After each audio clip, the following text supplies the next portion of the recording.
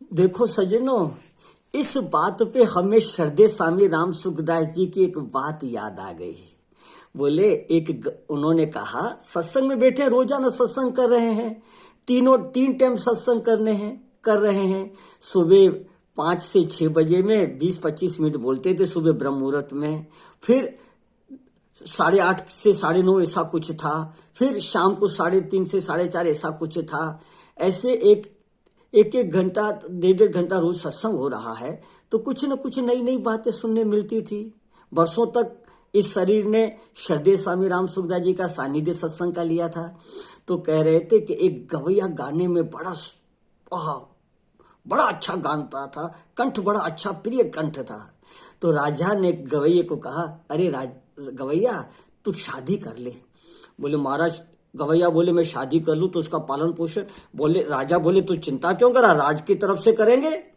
बोले अच्छा, फिर बोले बच्चे होंगे तो, बोले बच्चों का पालन पोषण राज की तरफ से होगा। अच्छा, कि बच्चे राज की तरफ से होगा। बोले हाँ, और बच्चे बड़े हो जाए तो। अरे बोले क्यों चिंता कर रहे हो, शादी ब्याह जो भी होगा राजा की तरफ से होगा, हम तुमको लिख के दे देंगे। अरे बोले बच्चे मर जाए तो फिर रोएगा कौन। बोले भैया देख, बच्चे तो तेरे होंगे, रोना तो तुझे ही पड़ेगा। अरे गवैया बोले इतना भैया, ऐसे हम दुख का काम नहीं करेंगे। तो नारायण कबूतर कह रहे हैं, हाय रे हाय मेरा तो सत्यानाश हो गया, मेरा गृहस्थ आश्रम ही नष्ट हो गया। देखो ना हमारी पत्नी कितनी अनुरूप थी और अनुकूल थी, हमेशा हमारे मन के अनुसार चलती थी। वह तो मुझ पति को ही देवता मानती थी। अब वह अपने सज्जन पुत्रों के साथ स्वर्ग में जा रही है और मैं इस सूने घर में अकेला ही छूट रहा हूँ। अब पत्नी भी गई और पुत्र भी गए और यह सूना घर, मैं बेचारा गरीब अकेला इस घर में अब किस लिए जीना चाहता हूँ, क्योंकि विदुर का जीवन बड़ा दुखी होता है। विधवा माता को तो ये विदुर हो गई, ये भी विधवा हो गया।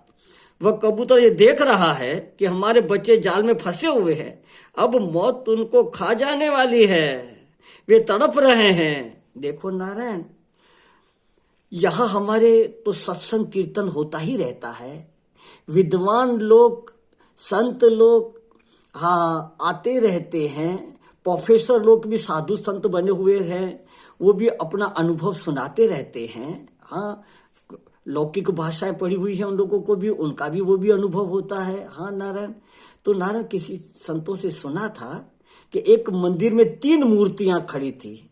किनकी संतों की 3 मूर्तियां। एक तो थी नामदेव एकनाथ की मूर्ति थी। दूसरी मूर्ति थी करीबन सुना है कि तुकाराम की, और तीसरी मूर्ति थी नरसिंह मेहता भगत गुजरात वालों की। 3 मूर्तियां थी। बोले क्यों, कि देखो तीनों से शिक्षा लो। क्या शिक्षा ले, कि एक नाथ की पत्नी एक नाथ की बड़ी अनुकूल थी, बड़ी अनुकूल। तो वो कहते थे वाह वाह प्रभु, ऐसी पत्नी अनुकूल दी है तो हम भजन खूब शांति से आनंद से करते हैं, हमारे विचारों से इनका विचार मिलता है। वाह, तो बड़ा मैं खुश हूं प्रभु, तेरा बहुत बहुत शुक्रिया, तूने बड़ी कृपा की है। और तुकाराम की पत्नी बड़ी विरुद्ध, तुकाराम भजन आदि में लगे, काम धंधा न करे, बस झगड़ा होता रहे। खेत था उनके पितरों की देन हुई, उस किसी को ठेके पे दे दिया था, अब वहां से जो मिलता था उससे गुजारा चलता था। एक बार क्या हुआ कि खेत में गन्ने बोए हुए थे और वो गन्ने का हिस्सा उनको मिला, और लेकर के आ रहे थे। रास्ते में कीर्तन भजन हो रहा था, मंडली लगी हुई थी, वो बैठ गए, वो गन्ना एक तरफ रख करके खूब कीर्तन भजन किया। जब कीर्तन समाप्त हुआ तो वहां का जो देखभाल करने वाले थे मंदिर वाले, उन्होंने वो गन्ना वो बांट दिया लोगों को, क्योंकि वो समझा कोई भक्त लोग प्रसाद लाके रखा है, यहाँ बांट दिया। एक वो तुकाराम को भी एक मिला, वो एक गन्ना का डंड लेकर के सोटा लेकर के आ गए घर पे। पत्नी ने कहा कहाँ लाया, हिस्से लाए। बोले अरे हाँ ऐसा ऐसा हुआ, कीर्तन में बैठ गया और बट गया, और ये एक ही हमको प्रसाद में मिला। पत्नी को हाथ में दिया, पत्नी बड़ी गुस्से में हुई और एक कमर पे दे मारा, तो वो गन्ने का वो डंडा दे मारा, सोटा तो टूट गया।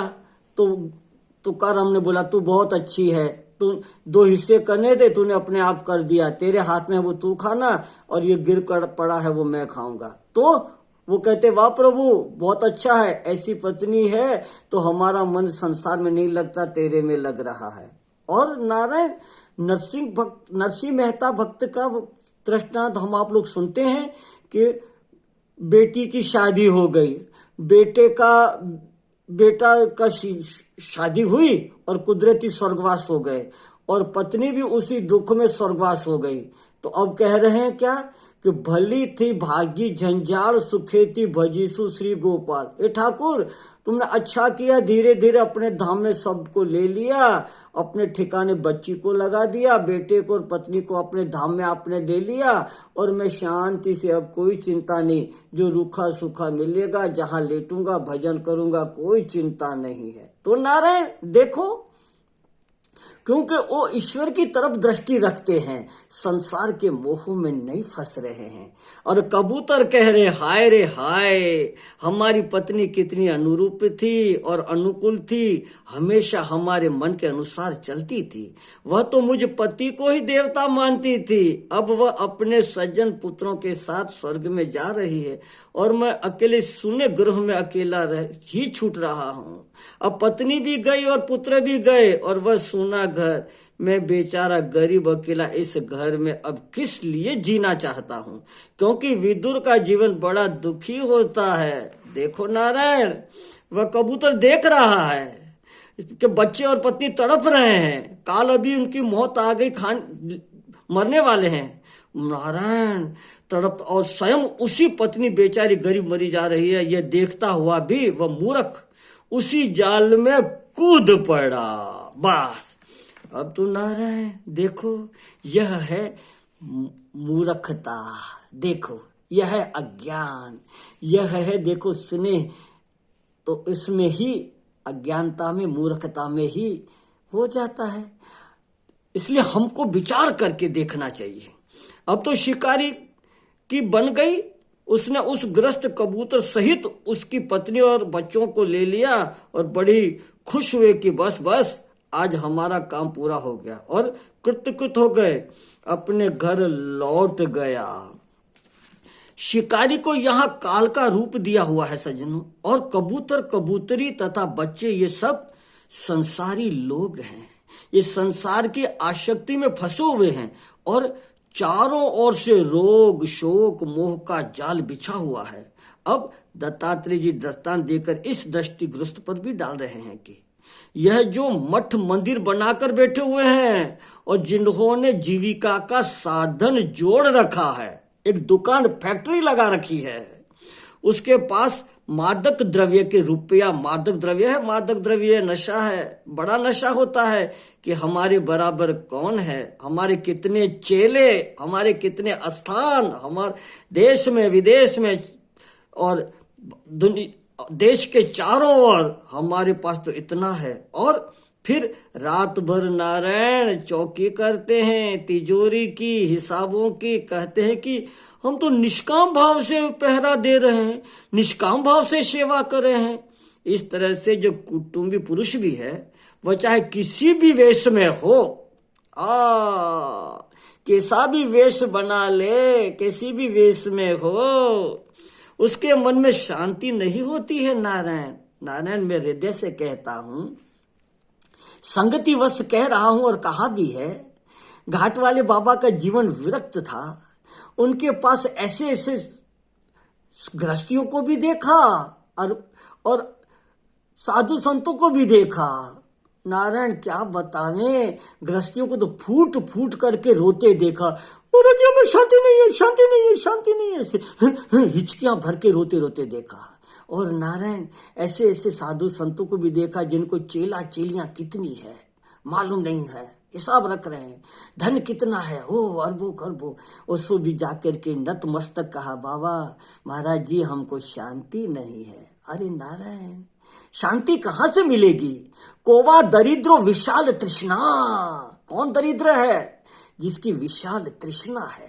हाँ, चाहिए चाहिए चाहिए, कितना चाहिए। हाँ, अर्ब खर्ब लो द्रव्य हो, उदय अस्त लो राज, तुलसी जो निज मरण है तो आवे किस काज। तो नारायण वो मादक पदार्थ नशा है, नशा उसमें ही बहे जा रहे हैं।